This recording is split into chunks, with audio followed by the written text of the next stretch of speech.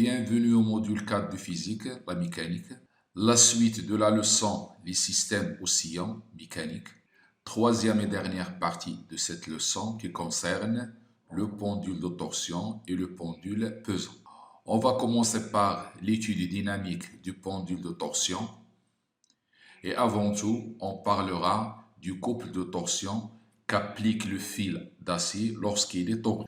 Soit par exemple un fil légèrement tendu et non tordu, on va supposer que cette extrémité est fixe et on peut faire tourner l'autre extrémité. Prenons les points du fil qui sont situés sur cette ligne rouge. Lorsqu'on fait subir au fil une torsion d'un angle θ, on voit que tous les points qui étaient sur la ligne rouge ont quitté leur place pour avoir une nouvelle position après cette torsion. Du fait de cette torsion, le fil exerce un couple de rappel, c'est-à-dire un ensemble de forces qui vont faire retourner ces points à leur position et par l'occasion faire retourner le fil à sa position initiale. Ce couple appelé couple de rappel ou bien couple de torsion.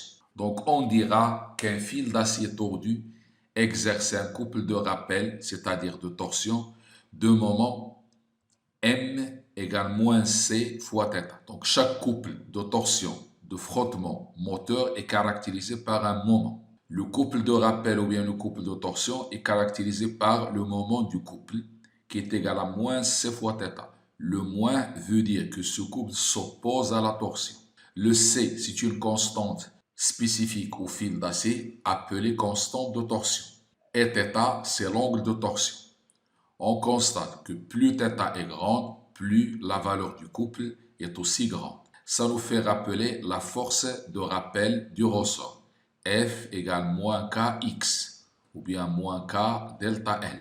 Donc c'est l'équivalent de la force de rappel dans le ressort. On notera que C, appelée constante de torsion du fil, elle est exprimée en newton, mètre radian moins 1. Il y a des exercices où on nous demande par une analyse dimensionnelle de déterminer l'unité de la constante de torsion du fil. On va passer maintenant à l'équation différentielle du mouvement du pendule de torsion. C'est une question inévitable lors de l'étude d'un pendule de torsion. On va d'abord supposer que les frottements sont négligés pour avoir un oscillateur libre non amorti. La tige est soumise à deux forces, le poids et la réaction du fil, et aussi au couple de torsion.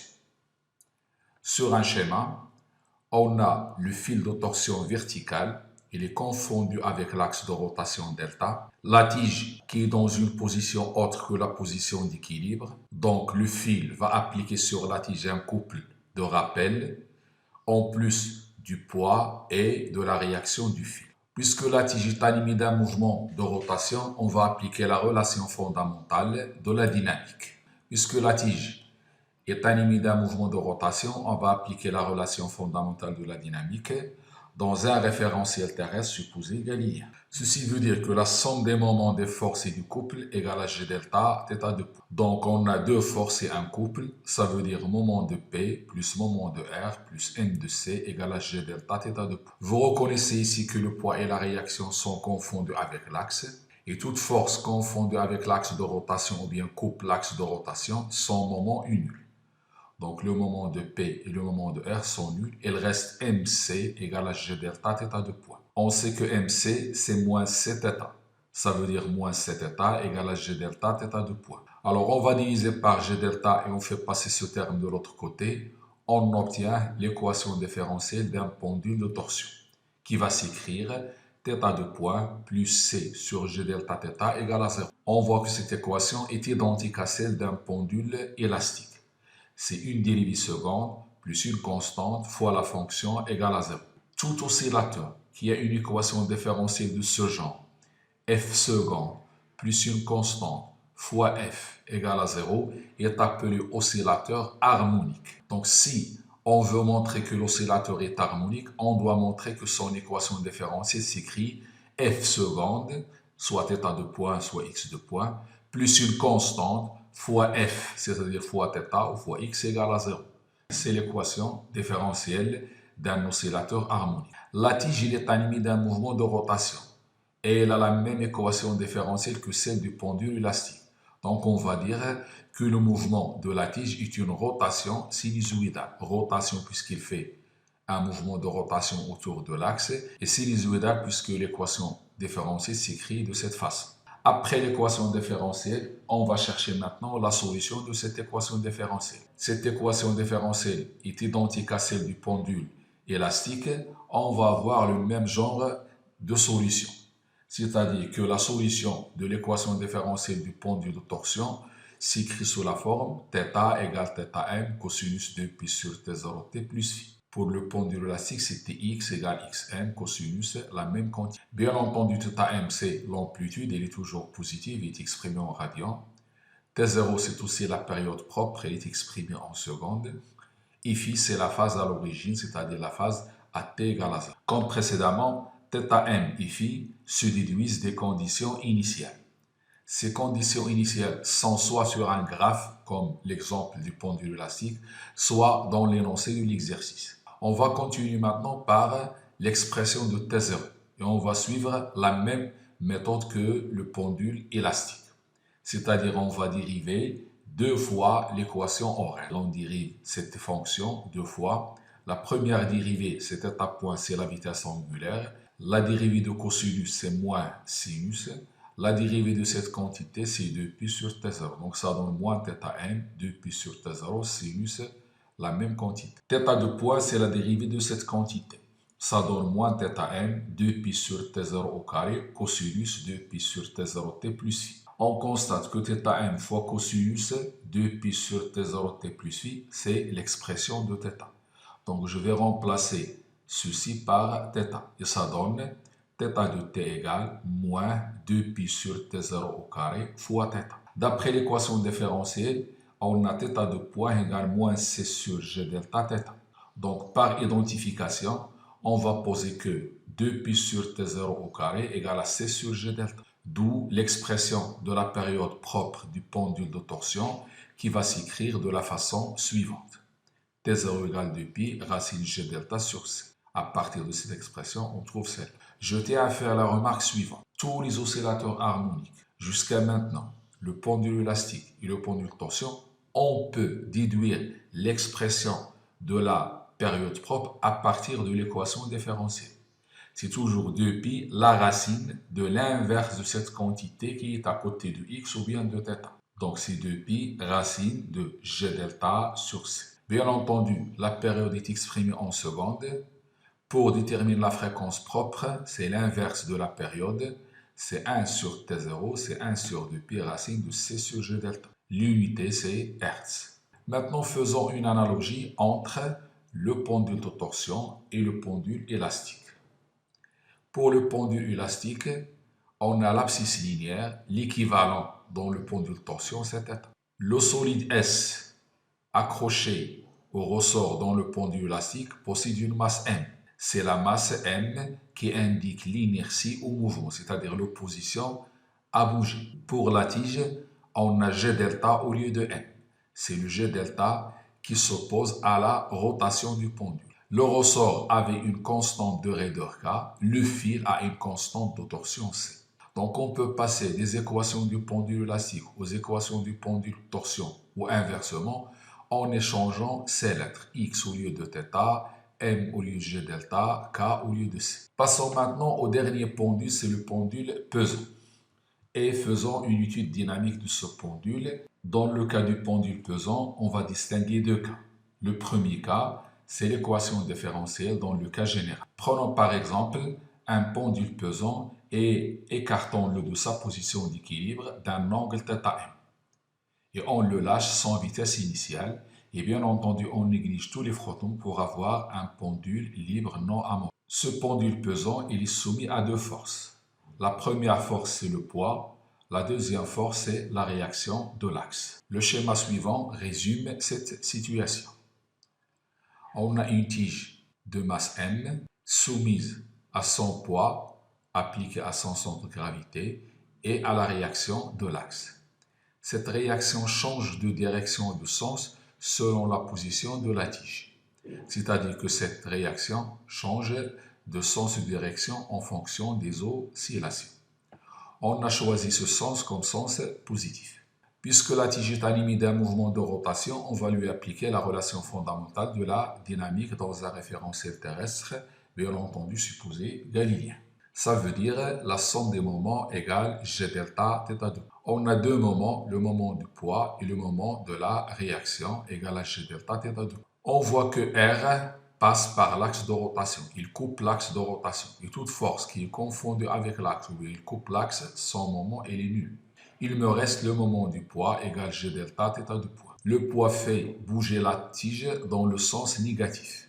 Donc il aura un moment négatif, c'est-à-dire moins P fois la distance D. La distance D, c'est la distance entre la force et l'axe de rotation. C'est pas OG.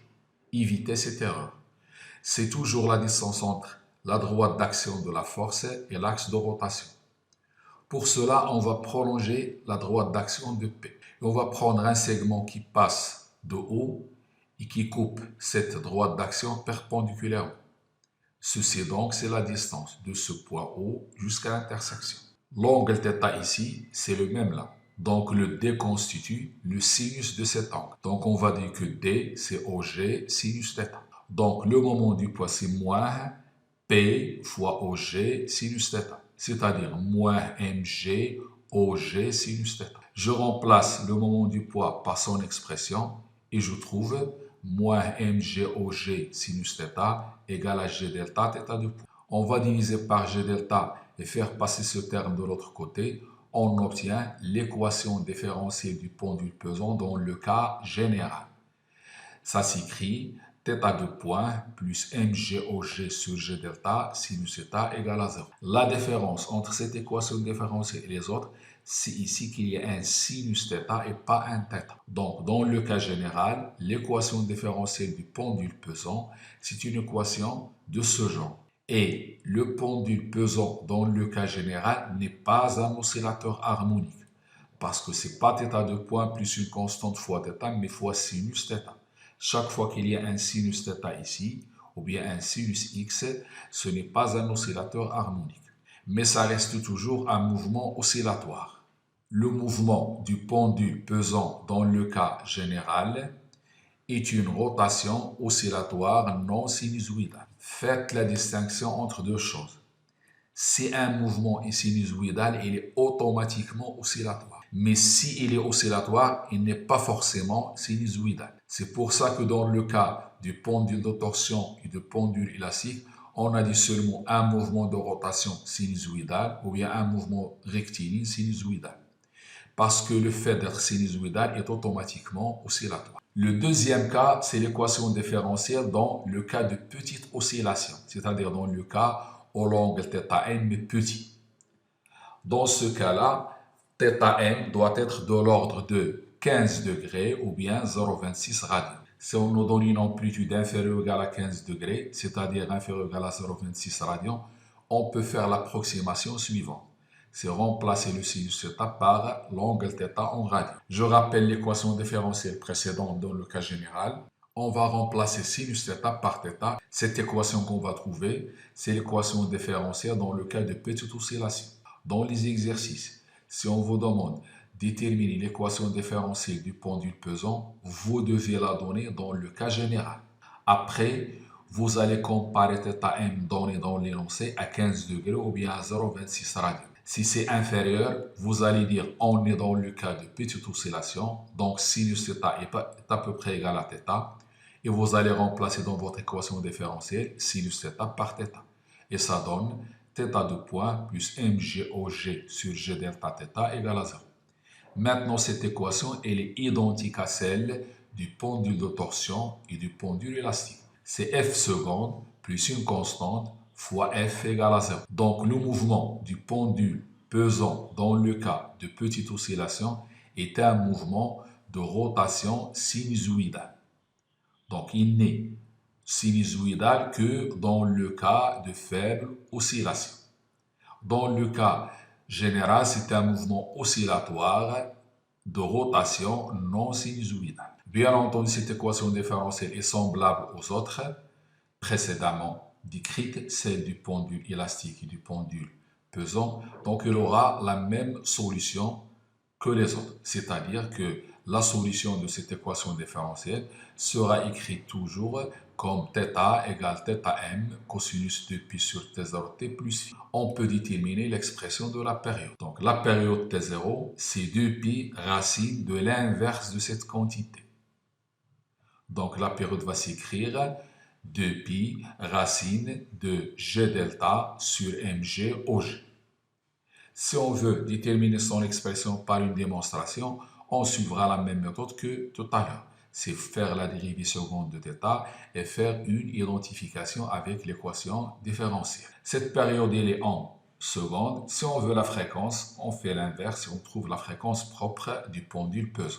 Je tiens à rappeler que les oscillations étudiées ici sont des oscillations libres non amorties. On va passer à un deuxième type d'oscillation, ce sont les oscillations forcées.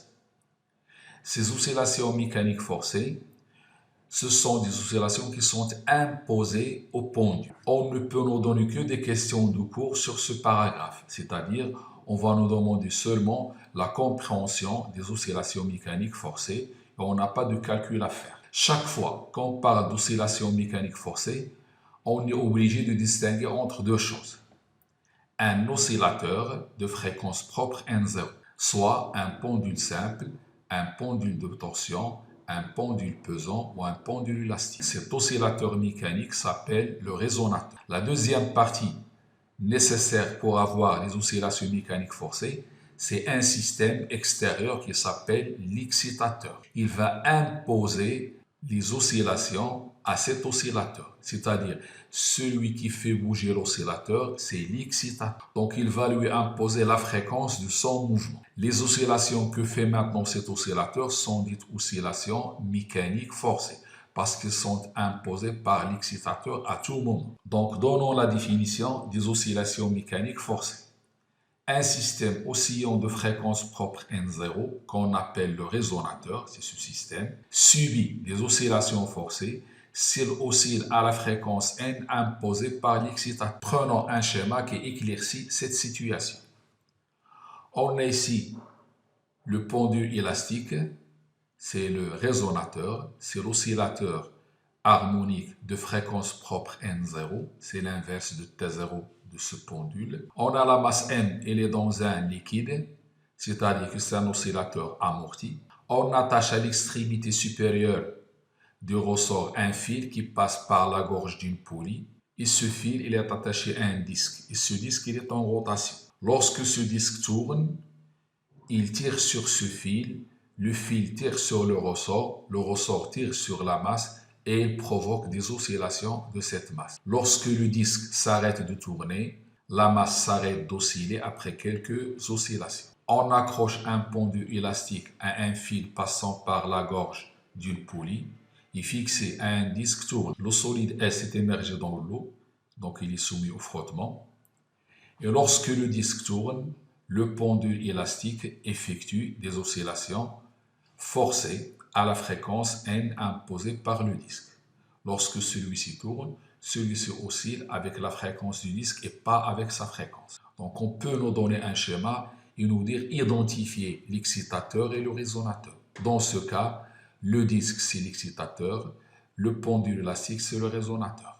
Expérimentalement, lorsqu'on augmente lentement la fréquence N de l'excitateur et on observe le comportement du pendule élastique, l'amplitude des oscillations du pendule élastique dépend de la fréquence N de l'excitateur.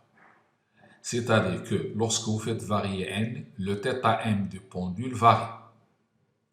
Et lorsque la fréquence de l'excitateur approche de la valeur de la fréquence propre, ces amplitudes deviennent maximales.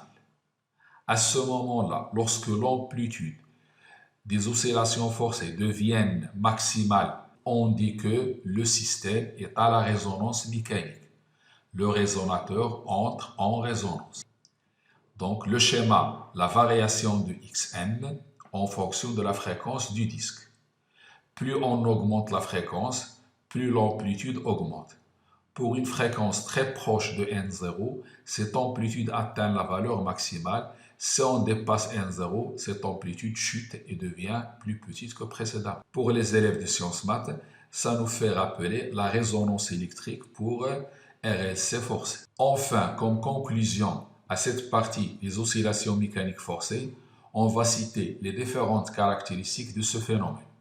Premièrement, un système oscillant entre en résonance lorsqu'il est excité à une fréquence voisine de sa fréquence propre. C'est-à-dire, si vous voulez qu'un système oscillant, pendule élastique, simple, de torsion ou bien pesant, soit à la résonance, il faut que la fréquence de l'excitateur soit très proche de sa fréquence propre. Deuxième point, à la résonance, l'amplitude des oscillations est maximale. Lorsqu'on atteint la résonance, on a la plus grande amplitude possible. Le schéma suivant résume cette situation. Le Xm n'est maximal qu'à la résonance. Donc, ce schéma, son maximum représente la résonance. Si on est dans ce schéma et on nous dit de déterminer la fréquence propre du système oscillant, à savoir qu'à la résonance, l'amplitude est maximale et ça correspond à la même fréquence que la fréquence propre de l'oscillateur. Troisième point, la résonance se manifeste de manière importante lorsque le système est peu amorti. S'il n'y a pas d'amortissement, ce maximum sera plus grand. On va voir ça sur un schéma. Donc ici, on a faible amortissement, un amortissement plus important que celui-là, et ça c'est un amortissement plus important que les deux. Plus l'amortissement est grand, plus l'amplitude diminue. Dans ces deux cas, on dit qu'on a une résonance aiguë, et dans ce cas, on a une résonance floue. Donc on peut dire, pour un amortissement faible, la résonance est dite aiguë. Lorsque la résonance est aiguë, on peut dire que la fréquence propre de l'oscillateur égale à la fréquence de l'excitateur. Mais si l'amortissement est important, la résonance est dite une résonance floue. Et à ce moment-là, le maximum est atteint pour une fréquence qui est inférieure à la fréquence propre. Pour la résonance floue, on ne peut pas déterminer N0 graphiquement. Mais on sait que la résonance est atteinte avant la fréquence propre.